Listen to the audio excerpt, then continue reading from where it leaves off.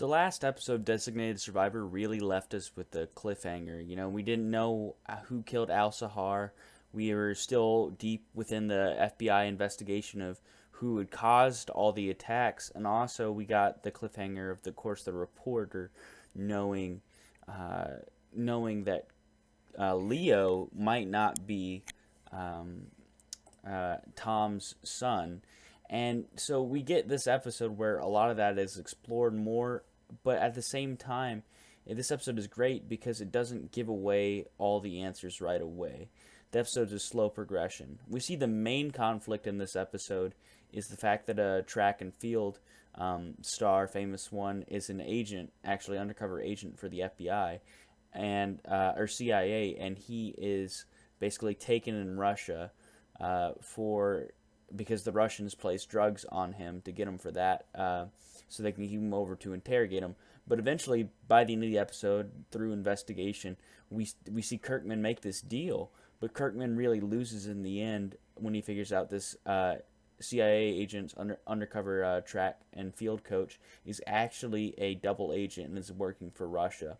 And what I really like about that part of the plot for this episode is we get to see Kirkman lose for once. We haven't seen, as I've said before, it's nice that at the end of every episode there's always a positive spin, but at the same time, shows need to switch it up a little bit, switch up the status quo. And really, this episode, Kirkman doesn't get a definitive win on any front. And so I really like that about this episode. Of course, the other large plot that's going on is, of course, the FBI investigation into McLeish. And we get to see Hannah and, I believe, I can't believe, the FBI director.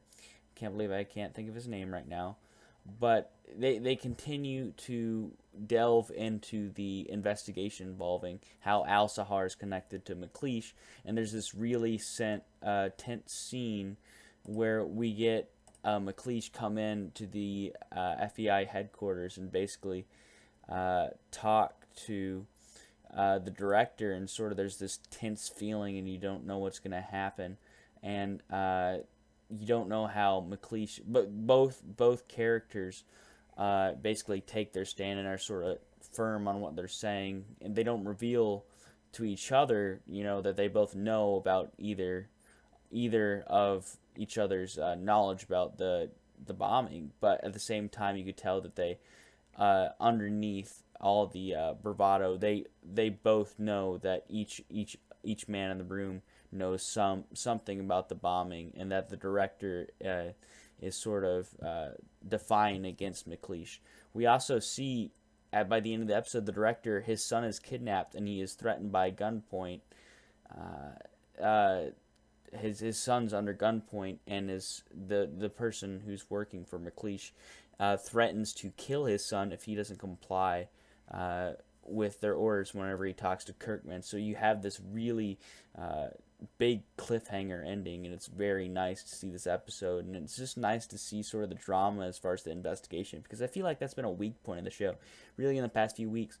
The FBI investigation's been interesting, but it hasn't really developed enough for me to get invested in. But really, this episode makes it turns the FBI investigation from sort of a milk-like topic to sort of meat that the viewer can really invest in, and I really like that.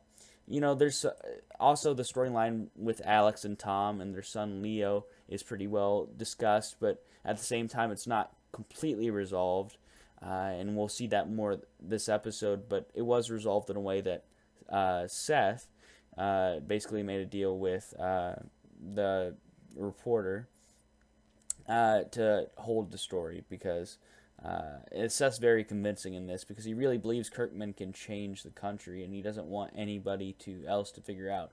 Oh, the director's name, by the way, the FBI director, is Jason Atwood. His son was held at gunpoint at the end of the episode after he was kidnapped.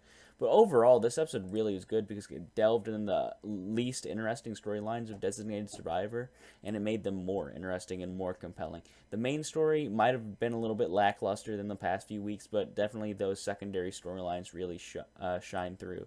So I'd have to give this episode of Designated Survivor, Season 1, Episode 7, The Traitor, let's give it 8.5 out of 10. It wasn't the best episode, but it certainly wasn't bad at all. It was still a good 45 minutes of television.